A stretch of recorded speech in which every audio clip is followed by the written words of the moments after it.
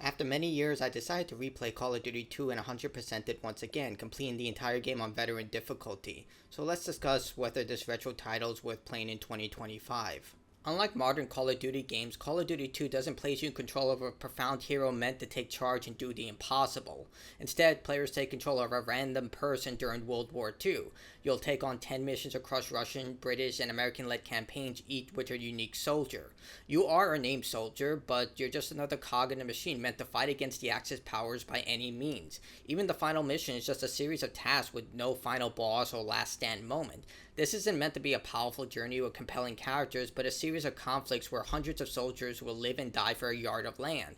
The overall context is dripping with atmosphere. In fact, Call of Duty 2 set the precedence for atmospheric military campaigns, as military footage and speeches are peppered throughout the start of each major campaign, and quotes are also presented from historical figures about the horrors of war each time you die.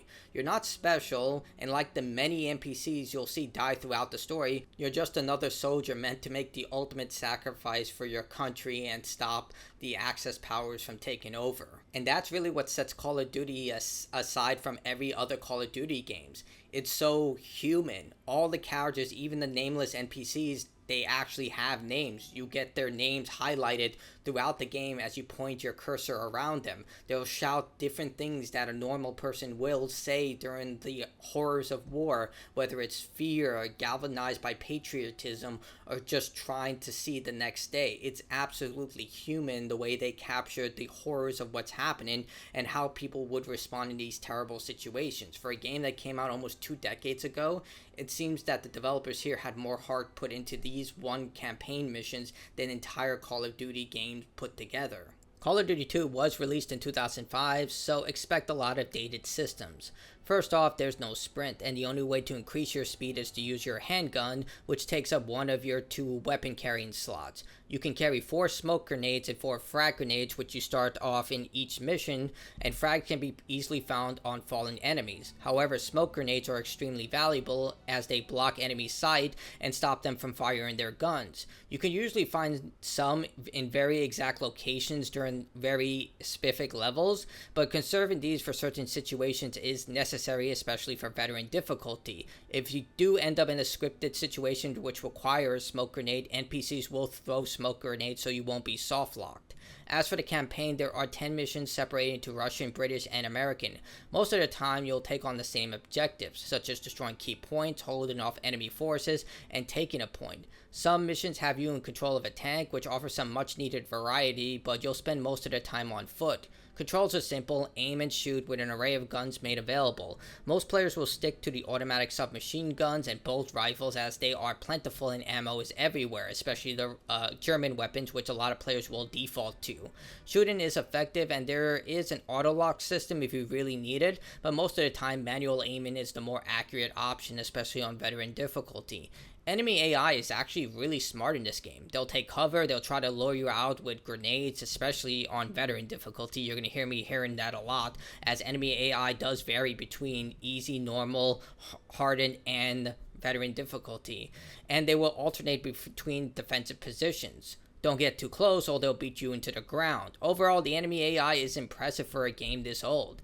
On standard difficulty, Call of Duty 2 is a basic challenge, but it's on veteran difficulty where it's not for the faint of heart and it will truly test whether you are willing to take on the challenge. I played every Call of Duty game on veteran difficulty and this remains one of the hardest. At first it seems okay when enemies have an increased damage, accuracy, and it gets punishing during certain segments unless you exploit the game's many AI issues. This is especially apparent in the mission The Tiger, the Battle for Hill 400, and the Crossing of the Rhine, which will truly test your mettle. I swear, despite many people, and I mean many people, telling me that this game doesn't have infinite respawning enemies, I experienced several moments where the enemies would just keep spawning, especially right behind me or coming with no end in certain situations, especially in the Battle for Hill 400. And it seems then in the final mission, the developers decide to troll the player because I swear everyone here shoots with near perfection and takes more damage to kill. Surprisingly and annoyingly, your allies are helpful most of the time. Not every mission includes infinitely spawning allies, but some do. Some Ally franchise staples like Captain Price is immortal, and they'll actually kill targets and provide support, but there are sections where they will refuse to help, like helping clear the second floor of any building in the game. For some reason, they're allergic from going to the second floor unless you clear out all the enemies yourself. And for some reason, allies in the American campaign are the most guilty of getting in your way. Sometimes the game helps by stopping your gun from shooting when they run in your field of view, but and most of the time they'll do the opposite, resulting in friendly fire and triggering a checkpoint restart. I don't know if this is because of open-ended missions, because this is when the issues really start to sprout up, but in all the American focus campaigns, I started to notice that the ally AI just started to diminish. I'm not really sure. It could be me just picking at straws or noticing things that weren't there, but I swear when the open-ended mission started to come into focus, my ally AI would just act completely inconsistent and would be a more detrimental issue than anything else, running in front of me, dropping onto my grenades, and just refusing to shoot enemy forces. They would even refuse to enter enemy buildings, forcing me to clear out the entire building before they enter in. I don't know, maybe it's just me, but I noticed this a lot, and I played this game extensively on veteran difficulty. Now, there is multiplayer in Call of Duty 2. You don't need it in order to 100% the achievement list, but it is available. I waited for about an hour, but I couldn't find a single person to play with. On top of it, it is available, but seeing that I was unable to play even a single match, I can't really provide an opinion. I know I played this back as a kid, but, memories start to fade, and I don't really remember much of it. It is there if you want to try it, and maybe you'll get lucky, but for me, I can't critique something that I was unable to play, so sorry about that. Call of Duty 2 really highlights the golden age of this franchise. The series was known for its grounded military action and for highlighting the destructive horrors of war. Soldiers screaming in pain, trying to find the motivation to keep pushing, and the constant stream of bullets and explosions.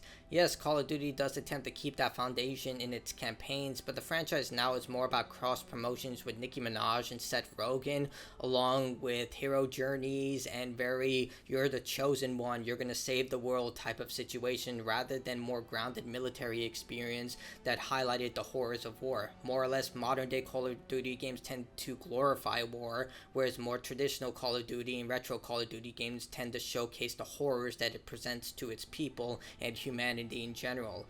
Call of Duty 2 definitely feels dated, but the game itself highlights why this franchise was able to rise through the ranks and become a staple in entertainment history today. It's definitely a game that if you're interested to see where the franchise came from, it's worth exploring. It is a bit expensive at $20 on PC, and they rarely go on sale, but I highly recommend giving it a shot because it really highlights why Call of Duty was once considered one of the best military experiences of its age. Right now, it's more of the Madden and FIFA of the first-person shooter worlds, but back then Call of Duty did mean something. It meant something to a lot of people, and nowadays, instead of becoming the walking joke that it is now, it used to be something that was truly spectacular, and Call of Duty 2 is a prime example of why Call of Duty was able to exist back then and why it even exists to this day.